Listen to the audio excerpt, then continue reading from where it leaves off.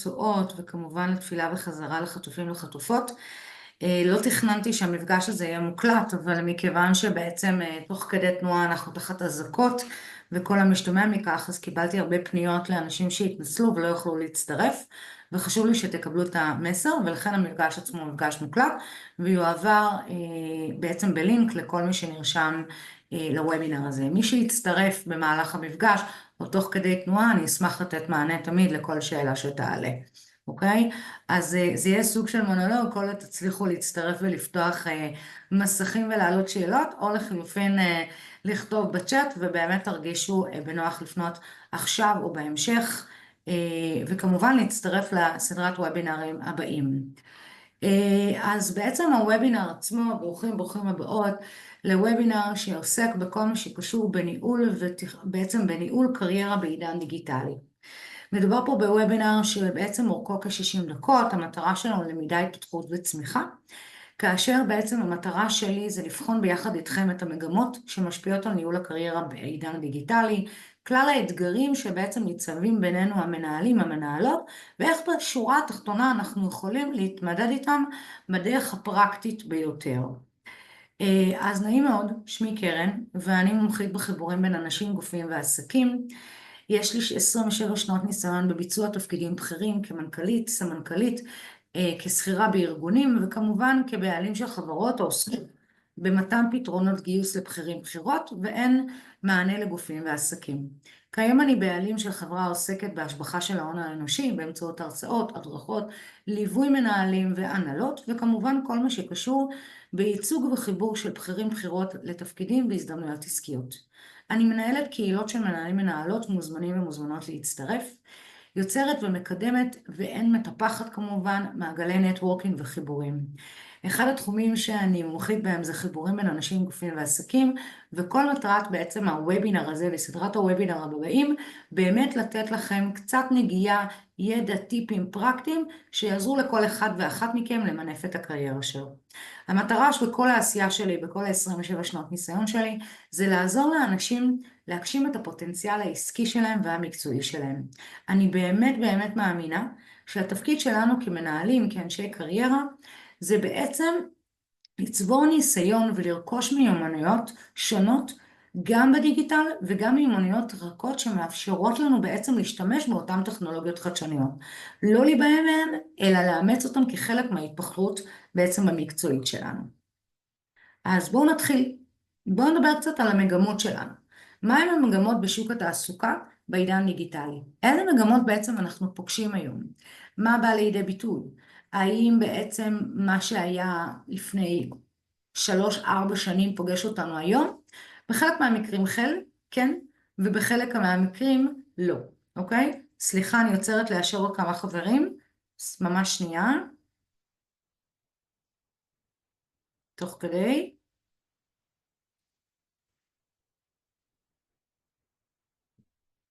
אז שוב, האם המגמות שאנחנו פוגשים אותם היום הן מגמות שבעצם לא פגשנו יום האתמול ויום השלשון? ברור שכן.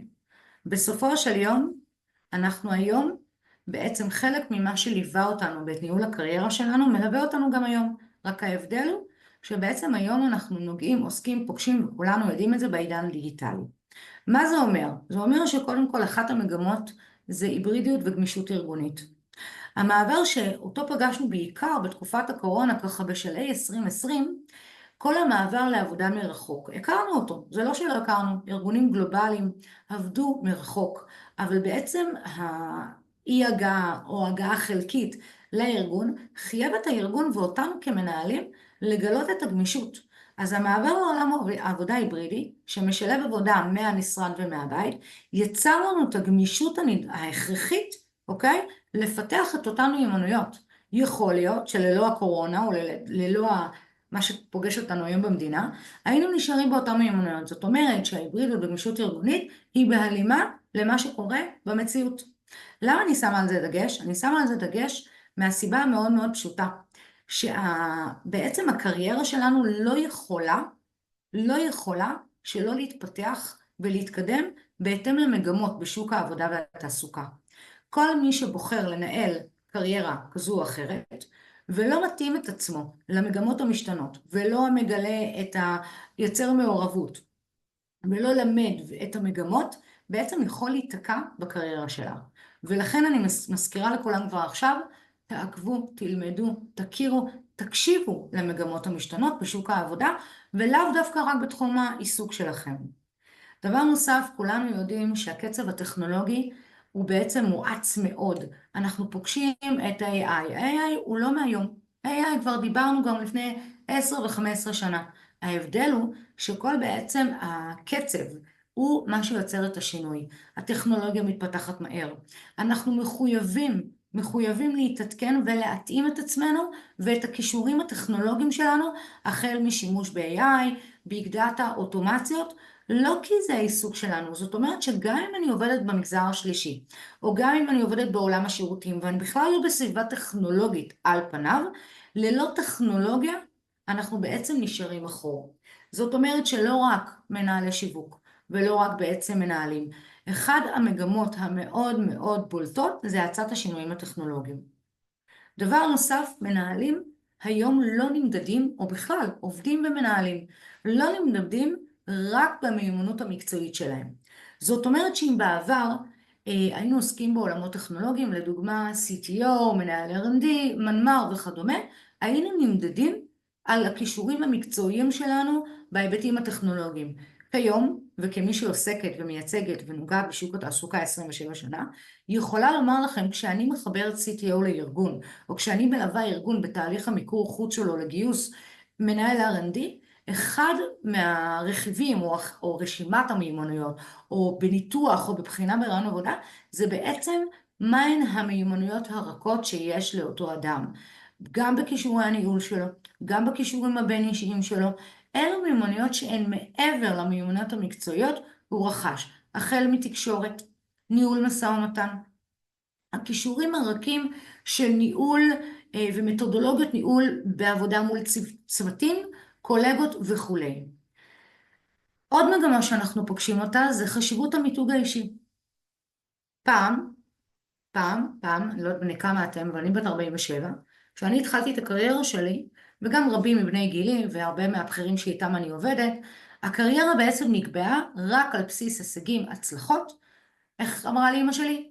תהיי טובה, תעשי הכי טוב שאת יכולה במקצועיות שלך, תקבלי קידום. היום זה לא עובד ככה. נכון, היבט אחד זה לייצר הצלחות, זה להגיע להישגים מאוד משמעותיים, זה להתמקצע, זה לצבור את המיומנויות הרכות, זה בעצם לאמץ מיומנויות טכנולוגיות, אבל אנחנו לא יכולים לוותר על המיתוג האישי. מי שלא ישקיע את הזמן, את האנרגיה והמשאבים הנדרשים לבנות את עצמו כמותג, ימצא את עצמו חשוף הרבה פחות להזדמנויות עסקיות. פחות יקבל את הפניות היזומות מצד גופים או ארגונים כאשר הוא ירצה לעבור תפקיד. זאת אומרת, הנוכחות שלכם בבניית היותכם מותג היא קריטית להתפתחות הקריירה. עוד דבר, אם בעבר עשינו תואר ראשון, תואר שני, מדי פעם רכשנו קורסים, הכשרות, קורס דירקטורים, קורס מקצועי בעולם, בתחום כזה או אחר, היום יש דגש גובר על למידה מתמשכת. בין בתחום בו אתם עוסקים וגם בתחומים נוספים. זאת אומרת, זה לא מספיק רק לסיים תואר ראשון, תואר שני או דוקטורט, או לחילופין לעשות קורס מקצועי כזה או אחר אחת לתקופה, אחת ל4 או 5 שנים. הלמידה היא למידה מתמשכת, ואגב היא מחייבת אותנו לרכוש מיומנויות כל הזמן. הלמידה היא לאו דווקא דרך האקדמיה או דרך קורסים עם תארים כאלה ואחרים, הלמידה היא למידה מהשטח, הלמידה היא דרך השראה, הלמידה היא דרך קבוצות למידה, בכל מיני ערוצים שבהם תבחרו לעשות. דבר נוסף, עוד מגמה שמשפיעה, זה גיוון במודלים של העסקה. היום המודלים הם מודלים משתנים. שימו לב, אחד הטרנדים או אחת המגמות שאנחנו יותר ויותר פוגשים בשנתיים האחרונות, וזה גם יצבור יותר ויותר תאוצה ב5 שנים הקרובות, זה בעצם הגיוון במודלים של העסקה. אנחנו פוגשים גם את הנכונות של הארגון בעצם לעבוד על בסיס חשבוניות, מה שנקרא מגמת הפרילנס. אנחנו פוגשים יותר ויותר ארגונים שבוחרים להפנות חלק בעצם העשייה העסקית שלהם למיקור חוץ, אנחנו פוגשים בעצם מנהלים ומנהלות שבוחרים באופן אישי בעצם לחלק את נקרא לזה את ההשתכרות שלהם או את ההתפתחות שלהם במספר גופים וארגונים, תחת הכותרת שירותי פרילנס, ועוד המון המון המון אופציות שפוגשות אותנו בסיטואציות. זה מאפשר לנו התפתחות. זה מאפשר התפתחות לא רק לארגון, אלא גם לכם. זה אומר שאתם יכולים להרחיב את המיומנויות שלכם, להרחיב את שורות קורות החיים, לעבור בין ענפים בצורה יותר קלילה, פשוטה, מאשר בעבר. אז אני חוזרת בגדול, המגמות בשוק העבודה, היברידיות וגמישות ארגונית, הן מצדכם כמנהלים והן מצד הארגון. האצת השינויים הטכנולוגיים מחייבת את כולנו לרכוש מיומנויות טכנולוגיות. לשים דגש על חשיבות המיומנויות הרכות, אנחנו לא יכולים ולא יכולות להתעלם מהם, לגמרי לרכוש אותם. בניית היותנו כמותג זה must, זה כבר לא משהו שהוא nice to have, זה must. זאת אומרת שמי שלא יעשה פעולות יישאר מאחור. דבר נוסף, חשיבות הלמידה. בוחנים אתכם. אתם נבחנים כל הזמן על היותכם אנשים שרוכשים מיומנויות מתמקצעים. ופתיחות למודלים עסקיים שונים. הן מצדכם והן מצד הארגונים. זה משהו שפוגש אותנו ואנחנו רואים אותו יום יום. כל מי שעוסק בתחום של חיבורים, יצירת הזדמנויות וכולי, כמוני. אז מה האתגרים בעצם של ניהול קריירה בעידן דיגיטלי? מה האתגרים? מה שונה היום מבעבר? אז אחד, שמירה על רלוונטיות בעולם משתנה. העולם משתנה בקצב מסחרר. אנחנו מתמודדים כל יום עם אירועים. האירועים הם ברבורים שחורים שמגיעים אלינו באמצעות קורונה, לחימה, או איזשהו משבר בעולם כזה או אחר. אנחנו חייבים בעצם להתעדכן כל הזמן. אז יש לנו עולם משתנה שמושפע מהאירועים חיצוניים, ויש לנו עולם משתנה כי הקצב שלנו כאנשים, הקצב שלנו כחברה, הקצב שלנו כאומה, מחייב אותנו כל הזמן להיות up to date. ניהול זמן אפקטיבי בעולם היברידי, אוקיי? הניהול זמן הוא אתגר. הוא אתגר, כי בעצם יש לנו קצב, הקצב הוא מהיר, ויש לנו איכות, ודבר נוסף מאוד חשוב, ה-work-life balance זה כבר לא סיסמה.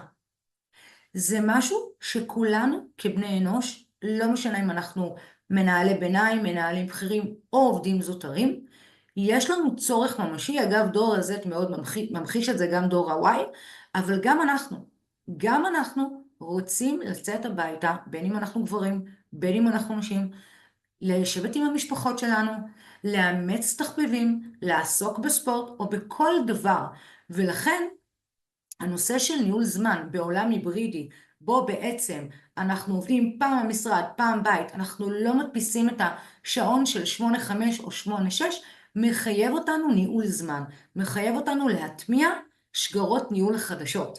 זה נושא בפני עצמו, אבל שגרות ניהול זה בעצם כלים פרקטיים לניהול זמן וליצירת האיזון כדי למנוע את השחיקה. בל נשכח שברגע שאנחנו עובדים מהבית, אנחנו בעצם פותחים את הסלון שלנו, את פינת העבודה שלנו, ובעצם העבודה היא חלק מהדינמיקה הביתית. מי שלא ידע לנהל את זה בצורה חכמה, יחווה שחיקה לאורך זמן. הדבר הנוסף זה תחרות מוגברת. שוק העבודה, בטח היום ולא רק היום, התחרות גדלה יום אחר יום. זאת אומרת שיש יותר ויותר מועמדים שמגישים קורות חיים למשרות.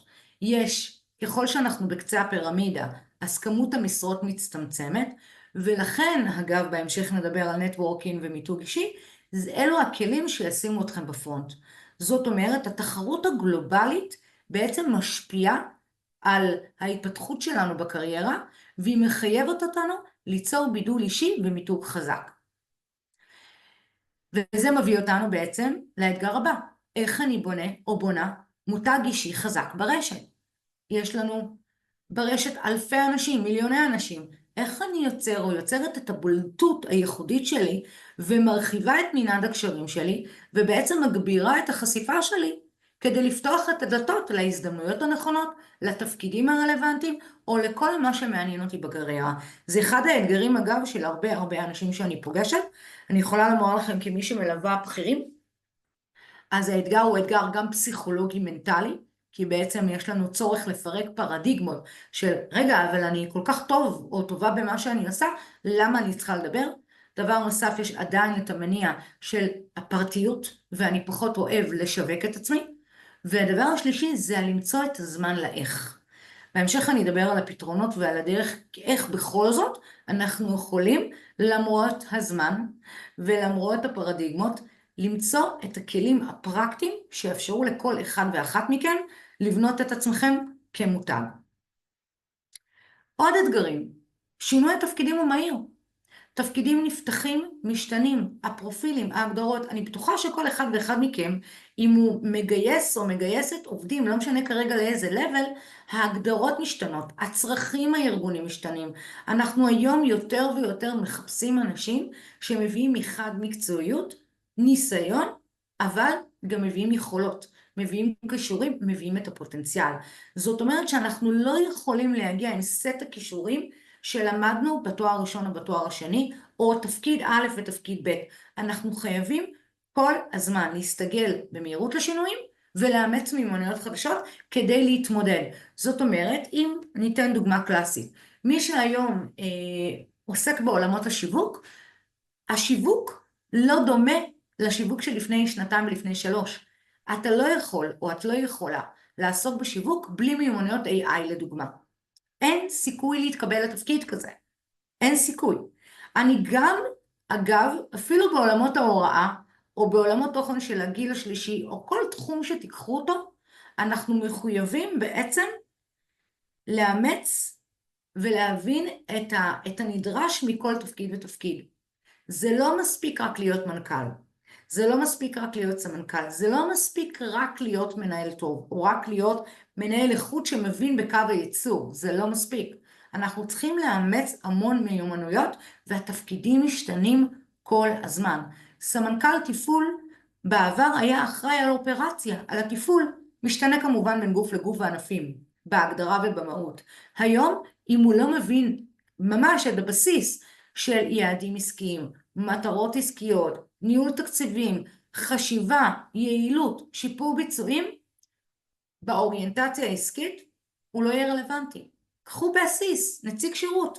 נציג שירות שפעם תפקידו היה לתת שירות לאחר רכישה, קנייה או כל דבר אחר. היום נציג שירות שלא מביא לידי ביטוי מיומנויות מכירה, הוא בעצם לא רלוונטי לחברה. כי גם נציגי השירות היום, לא רק היום, בשנים האחרונות, מתבקשים למכור, מתבקשים לשמר את הלקוחות. לכן הגדרת התפקיד מאוד משתנה. מה עוד האתגר שלנו? מיומנויות מנהיגות בעידן הדיגיטלי. זאת אומרת, שאם בעבר היינו מתבקשים לאמץ, לרכוש מיומנויות של ניהול עובדים כשהם בסביבתנו, כשאני קמה בבוקר ואני פוגשת אותם פנים מול פנים, היום זה לא מספיק. היום אני צריכה לרכוש מיומנויות של ניהול עובדים מרחוק, או ניהול עובדים שעובדים פעם במשרד ופעם מהבית. לא מספיק שרק כשאני כאדם, כמנהל, מנהלת צריכה לרכוש את המיומנויות, עבור עצמי, אני צריכה לרכוש אותם עבור ניהול עובדים. לדוגמה, בקרת עובדים, בקרת יעדים. איך אני אדע שהעובד עובדת שלי באמת מבצעים את המשימות ויושבים את אותם X שעות? איך לעבוד כשאני עובדת מול מסך ולא מול מה שנקרא עין אל מול עין? זאת אומרת שאני חייבת לאמץ מיומנויות שיאפשרו לי ניהול גם מרחוק. שחיקה ועומס מידע. כמות המידע שאנחנו נחשפים ביום יום היא לא שפויה. בין אם מי שיפתח לרגע את הלינקדין, הפיד רץ בקצב שאם רצינו לשמור איזשהו פוסט או איזשהו מאמר ולא עשינו אותו באותו רגע, אנחנו כנראה לא נמצא אותו כל כך מהר. יש כלים, לא להיבהל, אבל עדיין מה שאני רוצה לומר, שכמות המידע שמגיע אלינו הוא שניוני. ובין המידע הזה הרב, עלינו לנתח, לנתב, ובעצם לאמץ את המידע שהוא הכי רלוונטי עבורנו, ולמה? רק כדי לשמור על הבאמת work-life balance, רק כדי לשמור עלינו כשפויים, עלינו בריאים, שמחים, ומחוברים בסוף, נקרא לזה לגורם המניע, לאג'נדה שמאפשרת לנו לקום בבוקר. הסחות דעת. הסחות דעת לא קיימות רק בוואטסאפ. הסחות דעת הן חיצוניות, כולל לדוגמה, רואים את מה שקורה לנו כרגע במדינה, כרגע, בשנה האחרונה.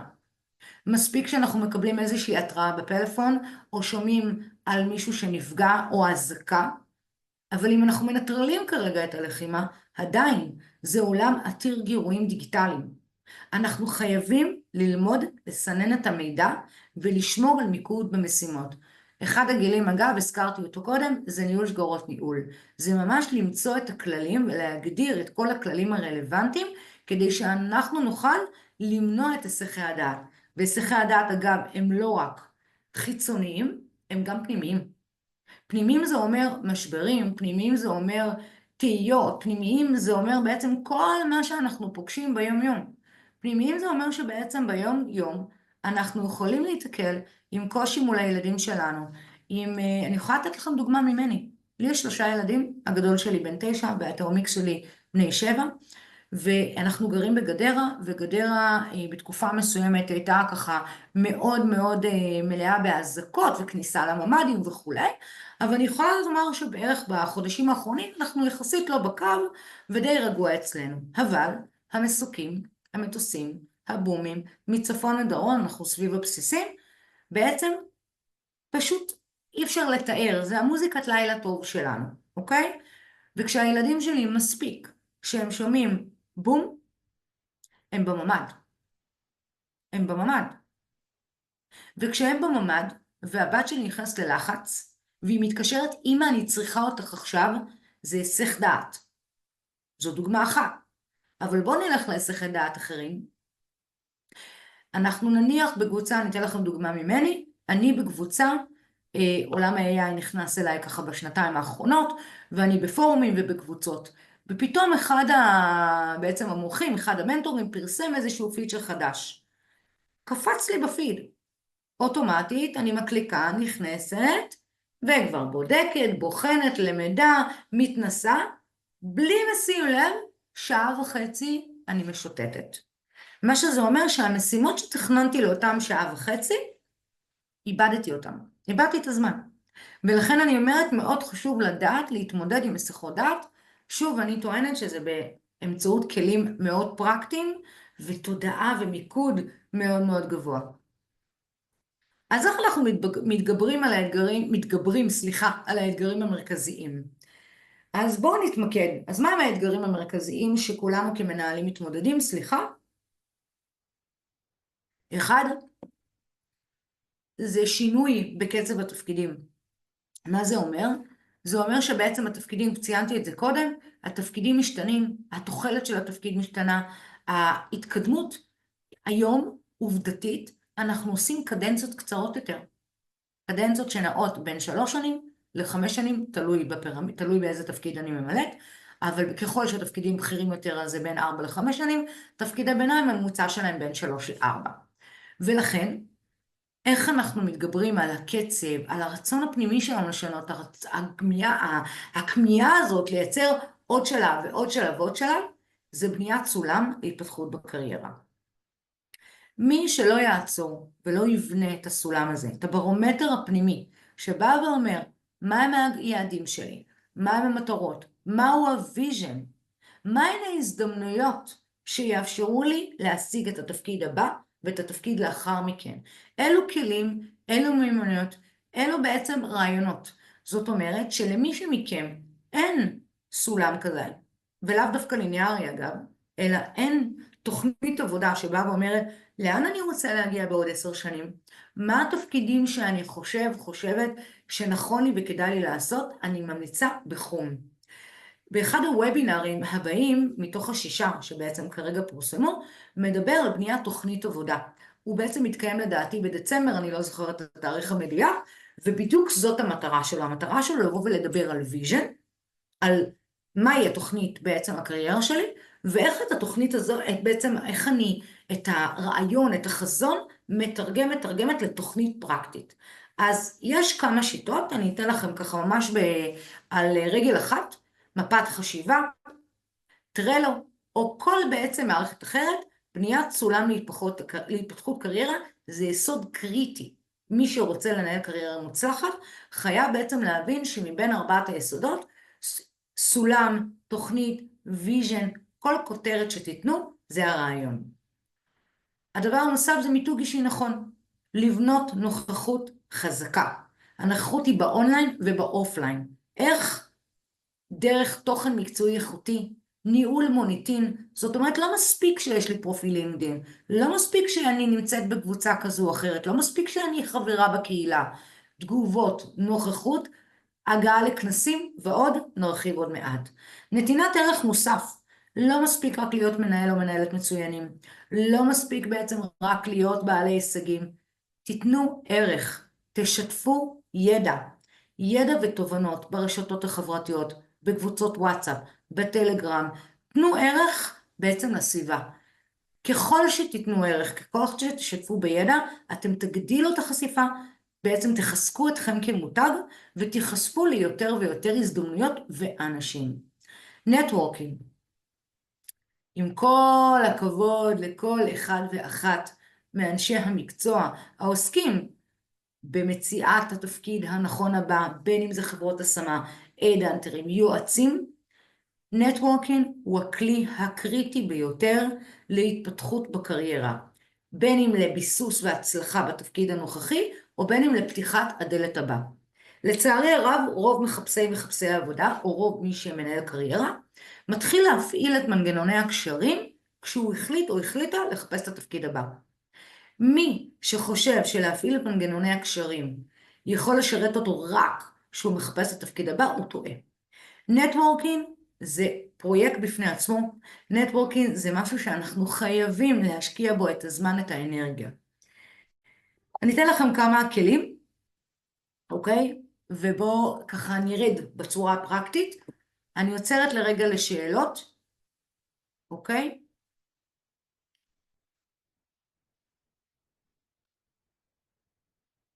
יש למישהו שאלה? למי שבכל זאת נמצא פה? אוקיי. אז אנחנו ממשיכים.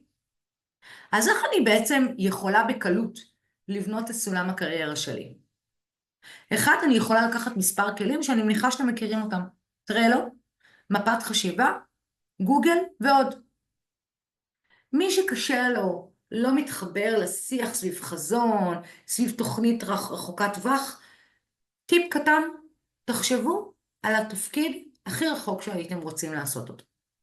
תחשבו על העולם המקצועי שלכם, דמיינו את עצמכם נמצאים בחופשה ביעד הכי כיפי, היעד שאתם מרגישים בו חופשה אמיתית. לי זה בתאילנד, אחרים יגידו ניו יורק, פורטוגל או כל מדינה בעולם, ותדמיינו שאתם בעצם בזמן החופשה הזוגית, המשפחתית, הלבד שלכם, אתם מקבלים את הטלפון מגורם שמבקש מכם להצטרף אליו. קורא לכם לדגל, פותח, מציג בפניכם הזדמנות מאוד מעניין ומסקרנת. מי מתקשר אליכם? מה הוא מציע? תדמיינו את ההצעה, תלכו רחוק. בחזון זה לאו דווקא טייטל, זה לאו דווקא אני רוצה בעוד עשור להיות מנכ"ל של קבוצה, זה בסדר. אבל חזון בא ואומר מה מכיל בעצם, מה מכיל או מכילה העשייה המקצועית שלי. עוד כלי, מפת חשיבה. מפת חשיבה אגב מאוד פשוטה, תרשמו באמצע חזון, קחו 4 ענפים, ענף אחד השאיפות שלי, ענף אחד ערכים, ענף שלישי המטרות, וענף הרביעי אחר. תתחילו לפתוח בחשיבה באמת מול הים, בטבע, במשרד, בכל כלי, יש גם אפליקציות תומכות מפות חשיבה, ופשוט תתחילו לזרוק את הרעיונות. לאחר שזרקתם את הרעיונות, שבו כמה דקות, ותתחילו ליצור to do list לתפקיד הבא שלכם. תוסיפו לכם תזכורות, שתפו עם אדם נוסף שירחיב לכם את התודעה, את החזון. צרו לכם את החזון הטווח ארוך, ומהו התפקיד הבא. גם אם התחלתם את התפקיד שלכם עכשיו, לפני חצי שנה, תסתכלו על עוד 3 שנים. תתחילו לעשות את הפעולות עכשיו, ולא דקה לפני שהחלטתם לסיים, או לחילופין שיש איום של פיטורים. תשתפו, תחלקו, מוזמנים גם כמובן לשתף אותי. איך אנחנו מתגברים בעצם על נתינת ערך? תהיו הוגי דעה, מומחי דעה. תהפכו להיות מובילים בתחומכם. תשתמשו בכלים פרקטיים, היוטיוב, קווארה, לינקדין, בלוג אישי, מה שתבחרו. איך? שתפו מאמרים ותובנות בתחום העיסוק שלכם. אם אתם עובדים בחברה טכנולוגית כלשהי, ויש איזו טכנולוגיה שיכולה לשרת את כולנו, מעולה. אם יש בתוך העיסוק שלכם משהו מאוד ספציפי, מאוד יוניקי עבורכם, תתחילו בעצם להשפיע. תספרו עליו, תשתפו, תגדילו בעצם את הידע, תמקצעו. זה יכול להיות טכנולוגיה, זה יכול להיות כלי רוחני, זה יכול להיות בעצם מתודולוגיית ניהול, זה יכול להיות בעצם גישה לניהול צוות, זה יכול להיות מה שתבחרו. שאתם מאמינים שזה אחד התחומים החזקים שלכם, ואותו הייתם רוצים לשים בפרונט, והוא זה שגם יכול לתמוך ולשרת בקריירה. כשהדגש הוא נתינת ערך. תשתתפו בקבוצות עיון רלוונטיות. אם לדוגמה, מעניין אתכם תחום חדש, ונניח שכל העולם הזה שנקרא עולם המוצר מעניין אתכם. תצטרפו לקבוצות דיון בתחום המוצר, תלמדו, תעמיקו ואת הידע. אני רוצה לתת לכם דוגמה ממש מהיום.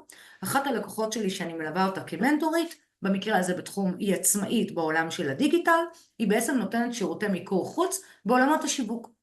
היא החליטה שמעבר למיקור חוץ וייעוץ וליווי, ועושה באמת תהליכים מאוד מעניינים בארגונים מאוד גדולים גלובליים, היא קיבלה החלטה כחלק מהתהליך של הפיתוח העסקי והצמיחה, בעצם לפתח לראשונה מוצר דיגיטלי שלה.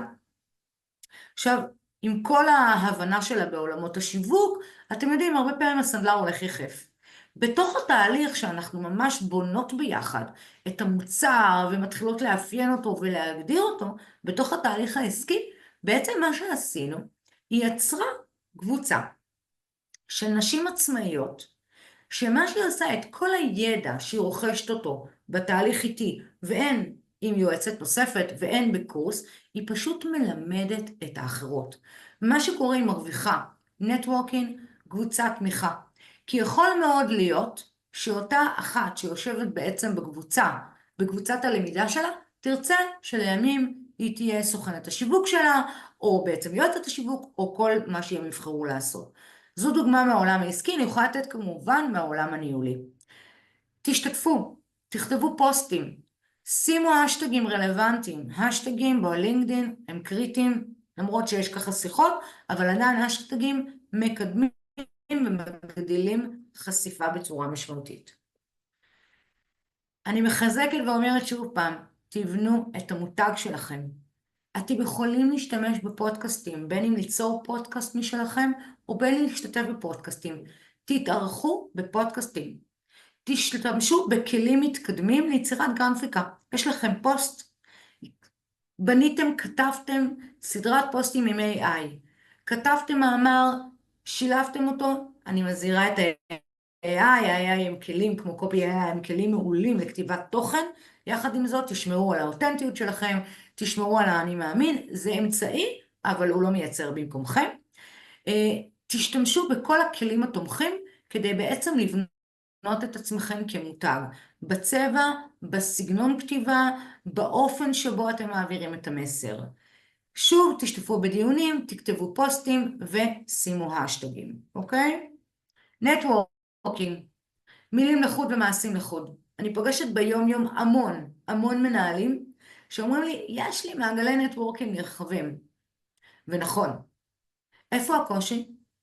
הקושי בדרך כלל אנחנו נוטים להפעיל את הנטוורקינג לטובת האחר, 2, פחות עבורנו, כי לא נעים, כי לא, זה לא נחמד, כי זה דיסקרטי וכולי. והדבר הנוסף הוא, שלרוב הנטוורקינג הוא מהמעגלים הקרובים או מעולם התוכן. הטיפ הכי חברי שאני אתן לכם, תגדילו נטוורקינג לאו דווקא בתחום בו אתם עוסקים. אם אתם עוסקים בתעשייה הביטחונית, בטוחני שהלקוחות שלכם, המתחרים שלכם, הקולגות שלכם, הם מאותה תעשייה. אבל אם בעוד 20 שנה, או בעוד עשור, או בעוד 5 שנים, תרצו לעשות שינוי בענף, ולא יהיה לכם את הנטוורקינג הרלוונטי, מעבר לזה שקרן נמצאת, עדיין תצטרכו לייצר את רשת הקשרים שתכיר ביכולות, בכישורים ובהצלחות. איך אנחנו עושים את זה? מגיעים לכנסים, לאירועים, ואני אומר פה, כולכם, גם אם אתם מעט, אתם עם מצלמות גבוהות, לא מייצרים ככה נטוורקינג. אם נרשמתם לוובינר בנושא שמעניין אתכם, קחו לכם משימה. בוובינר הבא, בין אם וובינר שאני מנחה, או כל גורם אחר, תפתחו מצלמה. שימו לב מהמשתתפים, תחברו אליהם מיד בלינקדין. זאת הזדמנות משמעותית להרחיב את המעגלים. תיצרו פגישה. בקהילה שאני מנהלת, מה שהתחלנו לעשות, ובעצם ממש מנובמבר זה ייכנס שוב פעם לתאוצה, זה לעשות מעין הגרלה. בעצם מה שאנחנו עושים, אנחנו לוקחים את כל חברי הקהילה, ואחת בעצם לחודש, אנחנו עושים הגרלה. מה שאנחנו עושים, מה שיוצא בהגרלה, זה בעצם אנחנו באים למיכל, ואומרים למיכל, יקירתי, אלו שני האנשים שיצאו בהגרלה, בואי צרי איתם פגישה. אז זה רעיון אגב, אתם יכולים לפתוח את הפלאפון שלכם, להתחיל ככה לבוא ולהגיד, אוקיי, לשחק, לגלגל בפלאפון, לעצור, שמע ילדותי, אבל זה כלי פרקטי, ופשוט לפנות לאותו אדם, בשתי אופציות, או להיפגש איתו, כי הוא מופיע אצלכם בנייד אבל לא נפגשתם, או באמצעותו לפתוח קשר לאדם נוסף. כמובן האלטרנטיבה של הלינקדין היא אלטרנטיבה מעולה, תרחיבו, אבל זה לא מספיק רק להזמין חברים. אישרתם חבר או חברה או החלופין, תסתכלו בפרופיל, תבדקו, תמצאו את המחנה המשותף ותייצרו. המלצה, לפחות גישת נטוורקינג אחת חדשה בחודש, ממליצה על 2, אבל גם אחת זה מספיק. לא מספיק רק בעצם ליצור את הקשר החדש, אלא לדאוג לשמר אותו, למצוא רעיון נושא. תשתתפו גם כאן, בקבוצות עניין, ממש תהיו בקבוצת עניין, שגם מעשירה אתכם, אבל גם תוכלו לתת בה את אותו ערך מוסף שציינו. והכי חשוב, תהיו אקטיביים, תשתפו את הידע, את הניסיון, קחו חלק בקבוצת נטוורקינג ותנהלו את הקריירה.